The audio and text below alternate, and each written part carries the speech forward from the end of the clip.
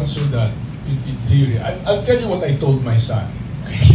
I said, go to school or choose a course where you have a tradable skill. Something that will make you hireable, kasi that's the most important thing. Advice to him was, parang get a tradable, what's called a tradable skill. In the old days, many, maybe a century ago, tradable skill was be a carpenter. Parang may pakinabang ka, may mag-hire sa'yo. Today, a tradable skill is to be a programmer, tradable skill.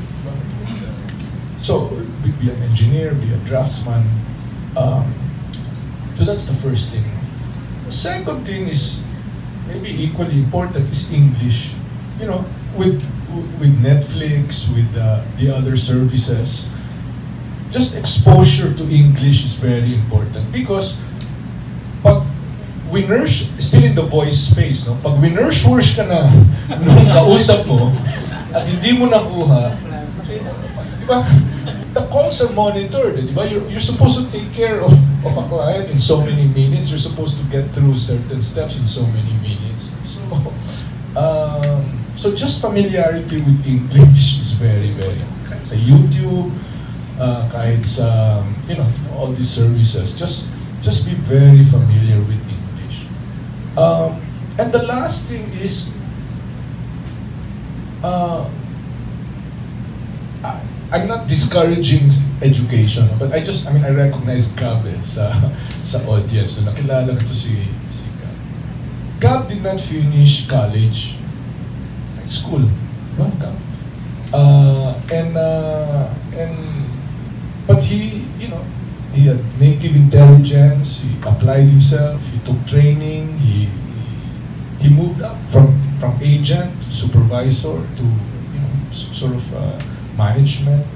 So yeah, college degree is important, but that's not having a college degree is not the end of it.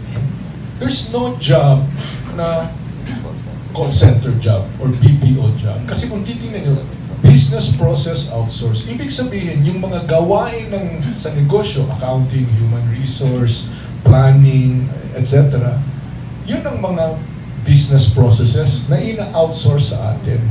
So, the connection is English. To be able to do those business processes in English, whether it's accounting, or it's finance, or marketing, or inbound, outbound. I mean, yun. So, let's accept that what our skill sets are, let's maximize it, let's work on it, let's improve it, but let's be ready to evolve because it will not last also. Diba? So, yun ang ano ko, I mean, as I said, kung ino-offer natin sa mundo 2,000 level skills, ay mabilis tayong mawawala. Diba? At in fact, we cannot be resting in offering 2019 skills. Dapat handa tayo sa 2025 skills kasi dun patungo yun. Companies are going to be making their investment decisions today, but their investment decision is for the next 5 years. But they're not making an investment decision based on yesterday's metrics, but on whatever the metrics they think will be 3-5 years from now. So, kung nakikita nila na, sa Pilipinas, handa sila sa nakikita kung pangangailangan 3 to 5 years from now, dito sila mag-locate. Like all things in life,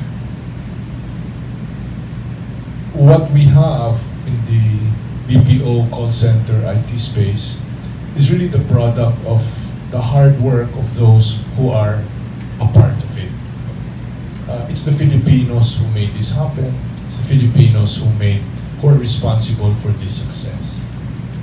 As in all things in life also, we have to take care of it to grow it so that it can evolve into what it can continue to be, what it has been for many people, which is really the means for how they can make their dreams come true and how it can continue to be that for many more people now and in the future. The challenges are going to be different. The answers to these challenges likewise will be different. And you really cannot tell what this will be. The thing is, we need to be alert and we need to be agile in our ability to predict and to respond to these challenges. That's, you know, I'm happy to partner with the industry. I'm happy to have been a part of the industry and its start, and its growth, and its development. And you know, it's really your success. It's the Filipino success. Kilala tayo all over the world because of this.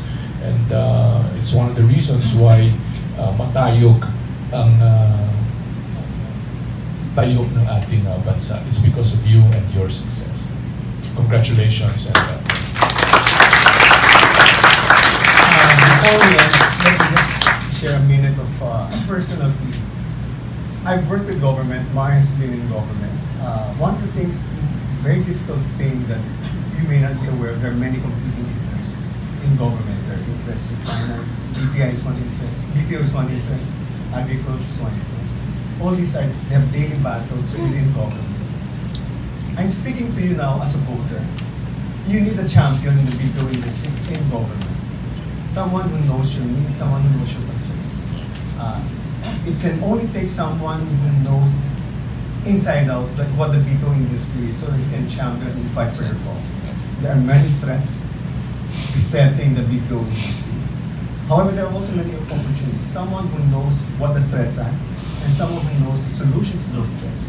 And I think, and this is a personal plea, that you need someone who will be able to champion you and be an advocate for you in government. And we've seen Mar's prescriptions today, what he intends to do when he's elected as a senator. And I ask you to consider it. If you have made up your mind, thank you.